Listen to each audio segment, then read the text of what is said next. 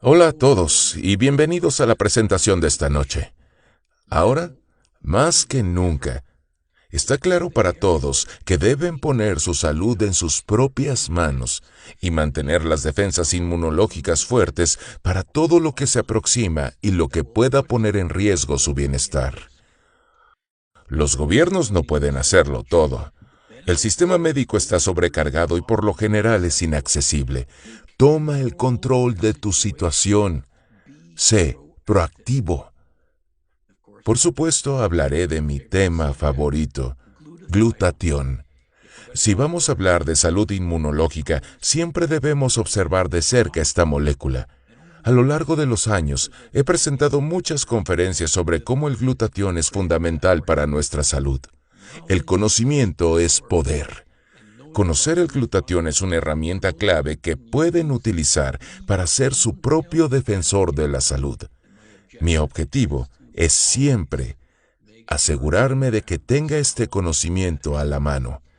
En unos segundos, les mostraré cómo el glutatión se relaciona con un problema que afecta a cada uno de ustedes, el COVID-19. Estoy convencido de que esta revelación tendrá un gran impacto en la forma en que confrontaremos este desafío. Presten mucha atención y, por supuesto, no duden en compartir esta información con sus amigos, familiares y, por supuesto, con otros profesionales de la salud. Le harás un gran favor a alguien. Empecemos.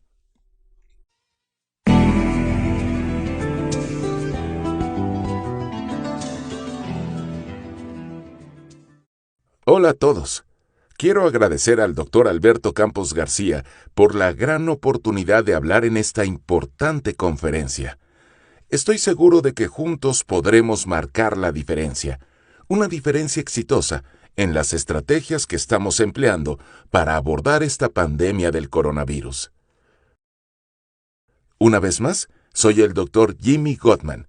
He dedicado muchos años de mi vida a la medicina académica, tanto como médico de urgencias como profesor de muchos estudiantes y médicos. Sin embargo, he pasado los últimos 20 años casi totalmente enfocado en el sistema inmunológico, particularmente en el papel que juega el glutatión en la salud y la enfermedad. Para mí el glutatión es una gran pasión y he escrito extensamente sobre el tema. Mis libros están disponibles en varios idiomas, incluyendo en inglés y en español, y pueden acceder a estos libros en el sitio web que aparece en la diapositiva. Lo ven allí, www.glutation.org. Primero les voy a contar algunos aspectos básicos del glutatión antes de comentar sus funciones relacionadas con el COVID-19. El glutatión es una molécula muy simple, compuesta de 3 aminoácidos. Los primeros 2 son muy comunes, el glutamato y la glicina, pero el tercero es mucho más difícil de encontrar en nuestras dietas modernas y en forma bioactiva, la cisteína. Ahora bien, el glutatión tiene muchas funciones en nuestro cuerpo, las cuales ya he abordado en presentaciones anteriores, aunque la más reconocida es su función como antioxidante. De hecho, muchos autores se refieren al glutatión como el antioxidante maestro, porque potencializa todas las funciones antioxidantes al recargar y reciclar los antioxidantes comestibles, como la vitamina C y otros. Lo que es notable es que, aunque el glutatión sigue siendo relativamente poco conocido por muchos profesionales de la salud, existen más de 150,000 artículos sobre el glutatión en los principales sitios de investigación, como PubMed.gov. Solo para ponerlo en contexto, PubMed solo tiene 66,000 artículos sobre la vitamina C y 44,000 artículos sobre la vitamina E. Bien, ahora, esta diapositiva es una de las que más me interesa que entiendan. El glutatión, cuando se toma por vía oral, no sirve para elevar los niveles de glutatión intercelular. Se descompone rápidamente en el tracto digestivo, sobre todo por la enzima GGT, gamma glutamyl transferase, que sus niveles particularmente son altos en el intestino humano. Ahora bien, para producir glutatión en el cuerpo, dependemos de nuestras propias células para su fabricación, y para lograrlo necesitamos abastecernos de los precursores, o una nutrición específica que las células necesitan para producir su propio glutatión. Como hemos mencionado antes, el nutriente más importante es la cisteína, y tenemos que suministrarla en una forma que sea digerible y que pueda sobrevivir al largo viaje que va desde la boca hasta la célula. El aminoácido libre cisteína por sí mismo no es muy eficiente ya que se oxida muy fácilmente, y es por eso que para lograrlo necesitamos usar una sustancia como la NAC, N-acetilcisteína, o una proteína más grande como la proteína aislada de suero no desnaturalizada. De modo que teniendo claro cómo se produce el glutatión en nuestro cuerpo, veamos ahora algunas de sus funciones. De manera muy breve, el glutatión es la molécula principal de señalización y control de todas las funciones metabólicas de redox. Juega un papel importante en la desintoxicación celular de compuestos orgánicos e inorgánicos, y uno de sus mecanismos más interesantes es la capacidad de mantener una gran respuesta inmunológica, apoyando la función y la multiplicación de los leucocitos. De hecho, la función inmunomoduladora del glutatión es lo que impulsa la investigación sobre el uso del glutatión directamente como agente antiviral. Existen muchos documentos donde se describen estas propiedades antivirales. Se ha comprobado que el glutatión produce efectos contra diferentes patógenos virales, incluyendo la gripe, el SIDA, la hepatitis, el herpes y el resfriado común, entre otros. Por lo tanto, no es de extrañar que se hayan hecho grandes esfuerzos para investigar si el glutatión puede ayudarnos en la estrategia para combatir el COVID-19. Creo que una buena forma de empezar es revisar algunas de las consideraciones teóricas que se hicieron antes de entrar en el tema de las intervenciones clínicas. Este trabajo realizado por el Dr. ruso Alexei Polonikov fue una de las primeras investigaciones sobre la relación entre el glutatión y el COVID-19. Se centró en los síntomas más graves del COVID, así como en los aparentes factores de riesgo de que, para empezar, los pacientes contraigan el virus. Este estudio fue publicado en mayo del 2020, así que claramente el Dr. Polonikov tuvo que haber empezado a trabajar en este estudio desde los comienzos de la pandemia. Partamos desde una simple línea de tiempo de la enfermedad, el contacto inicial con un portador del virus, y a medida que se permite que este virus se propague, existe un riesgo inminente de padecer síntomas que amenazan la vida, como el SDRA, síndrome de dificultad respiratoria del adulto, y muchas veces los enfermos pueden llegar hasta la muerte. Afortunadamente, en la mayoría de las personas, nuestras defensas inmunológicas innatas nos impiden llegar a estas etapas, pero existe un fenómeno que sabemos que ocurre en la mayoría de las infecciones prolongadas. La protección viral en contra de una infección en particular deriva en la disminución progresiva del glutatión, y con el paso del tiempo, la enfermedad se vuelve más seria. A lo largo de los años hemos aprendido más acerca del glutatión y hemos comprobado que existe un vínculo entre la falta de glutatión y la capacidad de los virus para potenciar su capacidad de propagación. Esto se observó por primera vez en la década de los 80 con la epidemia del VIH-Sida. La falta de glutatión también conduce a un estrés oxidativo más grave o a daños generados por los radicales libres, y esto genera una configuración perfecta para presentar niveles altos de inflamación. Todo esto provoca el SDRA y, en el peor de los casos, hasta la muerte del paciente. Por lo tanto, hay que preguntarse: ¿existen situaciones en las que la deficiencia o falta de glutatión pueda agravar aún más la situación del paciente, además de la enfermedad viral? ¿Existen condiciones que predispongan a la deficiencia de glutatión? Bueno, podríamos remontarnos a la década de los 70, cuando claramente se demostró que los niveles de glutatión estaban comprometidos en el proceso de envejecimiento. Se estima que en los seres humanos aproximadamente se reduce el 10% por cada década de vida después de los 20 años. Sabemos que los fumadores presentan una disminución significativa de la protección antioxidante, especialmente del glutatión. Hay muchas enfermedades crónicas que claramente se relacionan con la deficiencia de glutatión. Veamos algunas de ellas. Muchas enfermedades pulmonares se presentan por un bajo nivel de glutatión. Muchas enfermedades cardíacas se relacionan con un bajo nivel de glutatión. Los pacientes de diabetes casi siempre presentan bajos niveles de glutatión, igual que la obesidad, los problemas hepáticos y podríamos seguir añadiendo más enfermedades a esta lista. Por lo tanto, los puntos importantes son: número 1. Todas estas condiciones son también condiciones de deficiencia o falta de glutatión. Y número 2. Estas mismas condiciones son las que se consideran de alto riesgo por complicaciones graves del COVID-19. Esto es muy importante que lo entiendan. De manera que Polónico fue un poco más lejos. Quería respaldar su argumento de que la disminución del glutatión se relacionaba con la gravedad del COVID-19.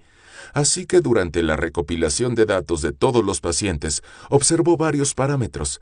Aquí les muestro los datos de algunos pacientes. 2 pacientes con enfermedad moderada y 2 pacientes con enfermedad severa. Para la enfermedad severa se consideró a los pacientes que tenían neumonía y se puede ver que los que tenían la enfermedad severa también tenían el espectro de otros síntomas, como fatiga, dificultad para respirar y dolor muscular. Y también se puede observar que la duración de la enfermedad era muy diferente. Los casos moderados duraban días, mientras que los casos severos duraban semanas. Y observen aquí, cuando se les tomaron las medidas de glutatión, hay diferencias muy claras entre los grupos de pacientes con enfermedad moderada y severa.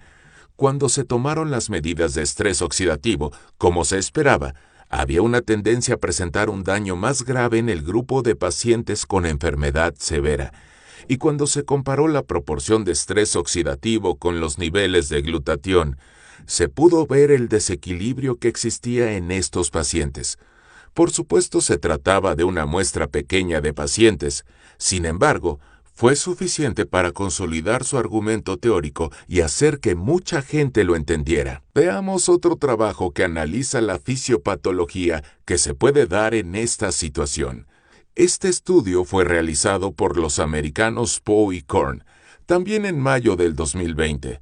Estoy seguro de que lo encontrarán muy ilustrativo. Ellos argumentaron que la NAC, N-acetilcisteína, sería una solución efectiva contra el COVID-19. Una vez más les recuerdo que la NAC eleva el glutatión. También estoy seguro que la mayoría de ustedes saben que este nombre que ven allí se refiere al COVID-19, pero por si acaso SARS-CoV-2 es otro término para el COVID-19. Ahora bien, desde la primavera del 2020, hemos aprendido mucho más sobre el mecanismo patológico del COVID-19 y desafortunadamente hemos descubierto que es mucho más complicado de lo que nos habíamos imaginado. Pero veamos un modelo simplificado que se refiere al SDRA. Usaremos el síndrome de dificultad respiratoria del adulto como marco para esta discusión. Así que en algún momento, el virus, una vez contraído, tiene que iniciar sus procesos de propagación. Y también sabemos por estudios previos sobre otras enfermedades virales que el glutatión ha sido considerado como un eficaz elemento que impide la propagación del virus. Por lo tanto, su utilidad aquí es evidente. En casos más graves, los pacientes con COVID-19 pueden requerir oxígeno suplementario. Tanto la propagación del virus como el suplemento de oxígeno, en última instancia, conducen a un aumento del estrés oxidativo y al daño de los radicales libres. Como hemos discutido anteriormente, la función más importante del glutatión es combatir el estrés oxidativo y el daño de los radicales libres, así que de nuevo su utilidad es evidente. Sin embargo, si las defensas inmunológicas y las defensas antioxidantes son inadecuadas, el paciente puede llegar a tener una lesión pulmonar. En una lesión grave, a menudo se complica con una tormenta de citoquinas. En este momento no tenemos el tiempo para profundizar en el tema de las tormentas de citoquinas, pero esencialmente es cuando las moléculas del sistema inmunológico inflamatorio reactivo atacan a las células huésped como daño colateral cuando están atacando a las células virales. Y es aquí donde la literatura se vuelve aún más interesante. El glutatión es considerado un elemento eficaz para bloquear diferentes citoquinas inflamatorias, incluyendo la IL-6, TNF-alfa, la proteína C reactiva y otras. Esencialmente aquí, el glutatión puede actuar como un antiinflamatorio. y los médicos están haciendo grandes esfuerzos para eliminar la inflamación de las citoquinas y evitar que el paciente presente SDRA utilizando altas dosis de esteroides. Se ha propuesto que se incluya al glutatión como parte de los esfuerzos para combatir al COVID-19. Y solo como mero comentario, en mi último libro también escribí sobre el glutatión como un elemento efectivo para evitar el SDRA en otras enfermedades. Así que lo que acabo de mostrarles no son los únicos artículos que consideran al glutatión como una alternativa para combatir el COVID-19. Hay muchos artículos más. Me gustaría mencionarles uno que personalmente significa mucho para mí. Es otro artículo que argumenta a favor del uso de la sustancia potenciadora del glutatión NAC, y lo que me llamó la atención fue el autor, el Dr. Silvio de Flora. Conozco muy bien al Dr. de Flora por su trabajo sobre el glutatión y la gripe o influenza A. Hace más de 20 años publicó un ensayo clínico sobre el uso del NAC como tratamiento para la gripe. Era un estudio aleatorio doble ciego. Su equipo recopiló datos de una gran población de pacientes mayores que habitan en hogares de ancianos y los sometió a un tratamiento con el medicamento que potencializa el glutatión, NAC, durante 6 meses. Lo que le interesaba investigar era el efecto que podía lograr, si tenía algo que ver con contagiarse de gripa y la forma como los pacientes evolucionaban.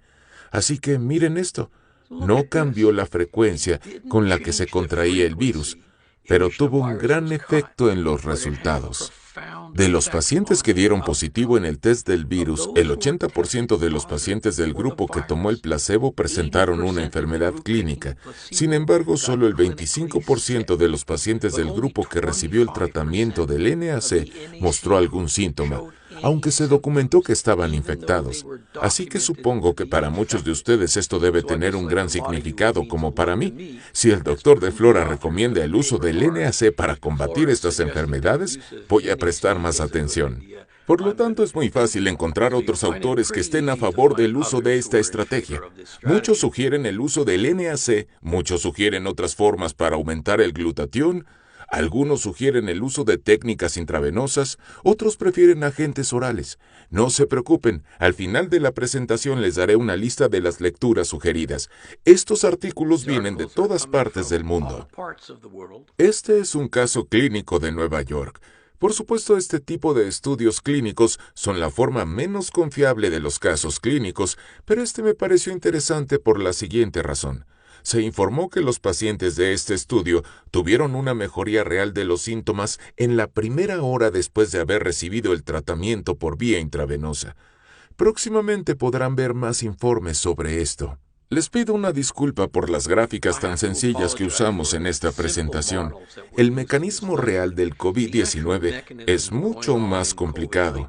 Se está haciendo bastante evidente que esta infección del coronavirus es una enfermedad del multisistema y hay muchos aspectos que aún se están descubriendo. Tengo que mencionar que muchos de estos otros daños de los sistemas están relacionados con la disminución del glutatión. Muchos problemas del COVID-19 se refieren a la actividad de la ACE2. El glutatión está involucrado. Muchos consideran que este virus es una coagulopatía disfrazada. De nuevo, el glutatión está involucrado. Podemos ver la tormenta de bradiquinina, podemos ver las consecuencias neurológicas. Todo esto tiene literatura que vincula los mecanismos con la función del glutatión. No es un secreto. Son áreas que están ganando la atención de las comunidades médicas y de investigación. Una visita rápida al sitio clinicaltrials.gov revela una lista en constante crecimiento de los ensayos clínicos que se han planteado o que ya están en curso para estudiar la relación entre el glutatión y el COVID-19. Echemos un vistazo rápido. Aquí están algunos de ellos. Disculpen la letra tan pequeña. Les invito a visitar el sitio web clinicaltrials.gov para que puedan verlos con más detenimiento. Por ejemplo, uno que realmente deseo ver es el estudio del Instituto Sloan Kettering de Nueva York. Es un área que cada vez gana más terreno. Y si alguno de ustedes participantes de esta conferencia son investigadores o tienen la oportunidad de estudiar el COVID-19, Me encantaría poder estar en contacto con ustedes. Tal vez podríamos trabajar juntos. Y finalmente, en las últimas 3 diapositivas les mostraré algunas referencias a las que pueden acceder. Voy a mostrárselas rápidamente. Estoy seguro de que si lo desean pueden recibir una copia de esta presentación de manera que puedan tener la conferencia por escrito. Una vez más agradezco sus aportaciones y su experiencia, y desde luego espero recibir noticias de todos ustedes próximamente, y gracias de nuevo por su participación y atención. Les deseo lo mejor para su salud y cuídense. Muchas gracias. Espero que esta charla haya mejorado sus conocimientos sobre el glutatión. Este tema es de vital importancia a medida que avanzamos hacia el futuro. Debo decirles que incluso desde que realicé esta conferencia, la investigación sobre el glutatión y el coronavirus ha crecido aún más. Sigan mis publicaciones y videos para obtener actualizaciones periódicas sobre la investigación del glutatión y por supuesto siempre pueden conseguir mi último libro sobre glutatión en www.glutathione.org.